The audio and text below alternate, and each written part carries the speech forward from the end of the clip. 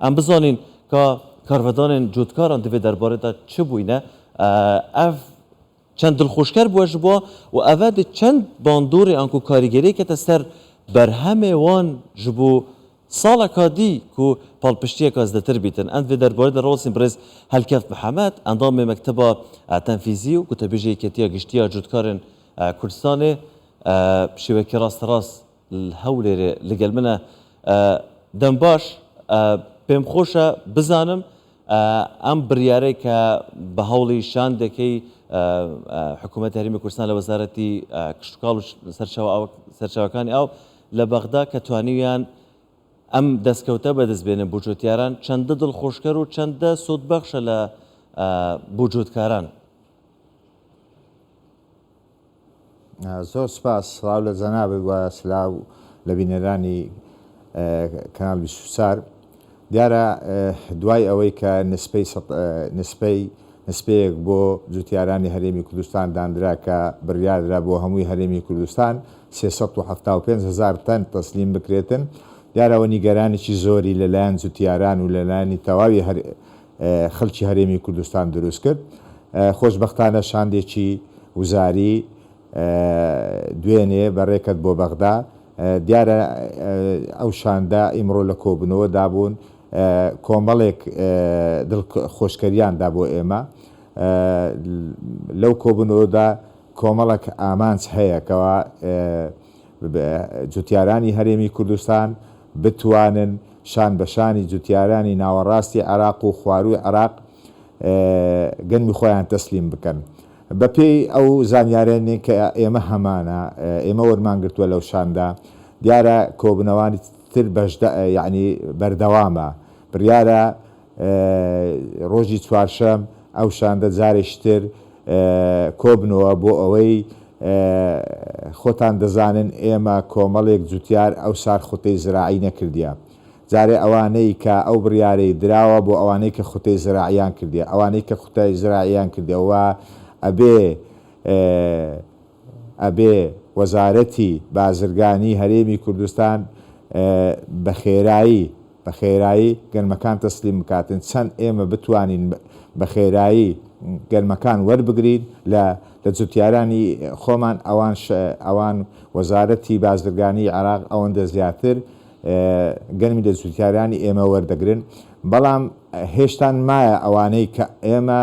دڵمان پێ خۆش دەبی جوتیارانی ئێمەش پێیان خۆش دەبی بە تایبەتی وەکو باسم کرد ئێمە کۆمەڵک جوتیارمان هەیە خوتەی زراعی نەکردووە هەتا ئێستاکە ناڕوونە ئایا لە ڕۆژی چارشەم ئەو ئامانجش بەدیدێتن ئەوانەی کە خوتەی زراعیشیان نەکردێ بتوانن گەنمی خۆیان شان بەشانی ئەوانەی کە خوتەی زراعیان کردێ و تەسلیمی چایلۆکان بکەن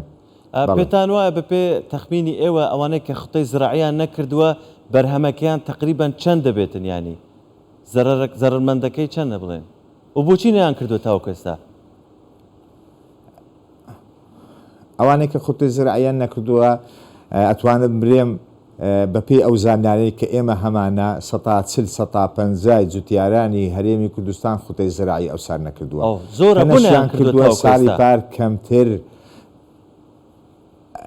کەنایان کردو وەکو باسم کرد ساڵی پار خۆتان دەزانن داهاتی گەنمی هەرێمی کوردستان وەکو ئەوسار نەبوو بە پێی زانیارەکان ساری پار ڕاستە نسبە بۆ هەرێمی کوردستان دانرا بەڵام ئەو نسبەیە کە دانرا یعنی جوتیاران بە کەیف خۆیان تەسلیمیشیان کرد ئەتوانن برێم نسبەکانیشان تاوا نەکرد ساری پار بۆیە جوتیاران وا تێگەیشتون ئەو ساریش وا دەبیتن بەڵام ساری پار نسبەکە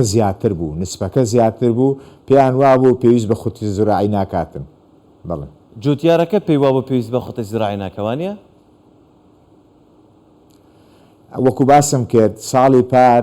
ئەو نسبەیە بۆ هەرێمی کوردستان دانرا کە خوتەی زراعیش کرا بوو تەواوی جوتیارانی هەرێمی کوردستان ئەوەی ئارەزووی هەبوو گەنمی خۆی تەسلیم کە تەسلیمی کرد بەڕاستی تەسلیمی کرد بۆیە ئەو سار کەم تەرخەمیەک دروست بوو لەلایەن جوتیارانەوە بەڵام داهاتی ئەو سار زۆر زیاترە لە داهاتی پار بەڕاستی داهاتی ئەو سار گەنم زۆر زیاترە لە داهاتی پار زۆر باشە حکوومەتی ناوەندی داینابوو 375,000 تۆن وەربگرێت ئێستا دەڵێن ئەو بڕێ کراوە دەبێت کەواتە تەواوی گەنمەکە وەردەگرن طبعا ئەوانەی کە خۆتەی زراعیان پێشکەش کردووە پێتان وایە چەند تۆن یان چەند زیاترە لەو بڕێ کە ئێستا هەیەت یعنی چەند لە 375 زیاترە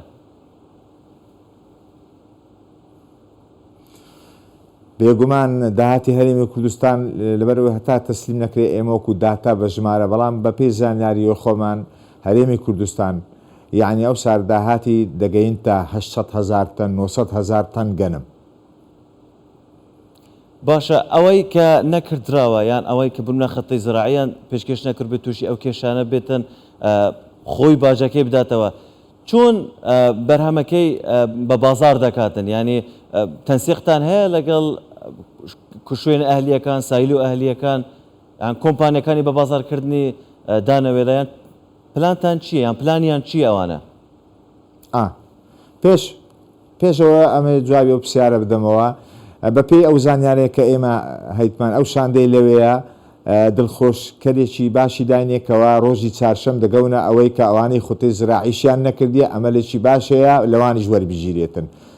بەڵام ینی ئێشتان زووە ئێمە باسی ئەوە بکەین بەڵام لە هەمان کاتیشدا خۆتان دەزانن سایلۆی هەولێر سایلۆی سلێمانی لە ڕێگای دوو کۆمپانیاوە ساڵی پاسالی ئەو ساریش گەنم لە جوتیاران وەردەگرن زۆر باشە ئەو ئەمە لە هەیە بەڵام بەڵێ بەردەوام بە ببورە ینی ئەمە جگە لەوەی ساری پاساری ئەو ساریش هەر بڕیارە ئێمە سایلۆکانی هەرێمی کوردستان بەڕاستی گەنم لە جوتیاران وەربگرن بۆ ئەوەش ئەوە وەکو یەدەگێک بۆ سایلۆکانی بۆ ئەوەی کە ئەگەر حکوومەتی عێراق وەری نەگرت ئێمە بتوانین لێرە لە هەرێمی کوردستان بەڕاستی ئەجوتیارەکانی خۆمان بە هەمان نرخیش بە هەمان ئەو نرخی کە عێراق وەردەگریتن هەرێمی کوردستانیش وەربگرێتن سایلۆکانی هەرێمی کوردستان وەربگرێت بەڵام بەس لە سلێمانی و لە هەولێر سایلۆی دۆ کێشان تەواو نەبوو زۆر باشە سەرۆکی حکوومەتی هەرێمی کوردستان بینیمان خۆی لە سەرەتای بڵێن کە بابەتی گەنمی جوتیاران هاتبوو پێش پاڵپشتی خۆی بۆ بە بازارکردنی گەنمی جوتیاران نیشاندا بوو و شاندەکەشی لەسەر ڕاستپەردەی بەڕێزیان بۆ بەغداد چوو بوو ئەم پاڵپشتیەی سەرۆکی حکوومەت بۆ جوتیاران و بە تایبەتی ئەگەر ئەوانێک کە بڵێن مەزارەکەمان گەنمە تا چەند کاریگەری لەسەر زیادکردنی بەرهەمی گەنم دەبێتن بۆ ساڵی داهاتوو جوتیارەکان چەند گەشتبینتر دەست بە چاندنی گەنم بێگومان ئەو پاڵپشتیە دڵخۆشکەرە بۆ جوتیاران چەندی گەنمەکانیان بە نرخێکی باش وەربگیرێ ئەوەندە هاندەر دەبن بۆ ئەوەی زیاتر ئەرزەکانی خۆیان بچێڵن بێگومان ینی پشتگیریکردنی سەرۆکی حکوومەتی هەرێمی کوردستان بۆ جوتیاران دڵخۆشکەرە بۆ جوتیاران و بژانەوەی بەڕاستی بنەمای ژێرخانی ئابووری هەرێمی کوردستانیشە یعنی ئەگەر تۆ بێگومان مەسلەی ژێرخانی ئابوونی ئێمە بەسگەنم نییە کۆمەڵێکی ئێستاوە بڕیاریش درایە تەواوی بەرهەمەکانی کشتتوکاڵی هەرێمی کوردستان هاوردەی عێراق بکرێت ئەوانەی عێراقیش هاوردە بکرێتن هە لە تەماتە هە لە خیار لە هەوەجار ئێمە بەس کێشەی گەنممان نییە ئێمە ڕاستە بەڵام ئێمە کۆمەڵک مەسەلەی بەرهەمەکانی تری کشتتوکاڵیە لە ئەو شاندا توانیتی بەڕاستی لەگەر حکوومەتی عێراق بگەونە حەلەک بۆ ئەوەی لە مەودووە بەرهەمەکانی تەواوی ئێمەی کشتتوکاڵی بستە ناوەڕاستی عێراق و بستە خواروی عێراق زۆر سپاس بەڕێز هەرکەوت محەممەد ئەنداوی مەکتەبی تەنفیزی و گوتەبێژی یەکێتی گشتی جوتیارانی کوردستان سپاس کە لەگەڵمان بوون.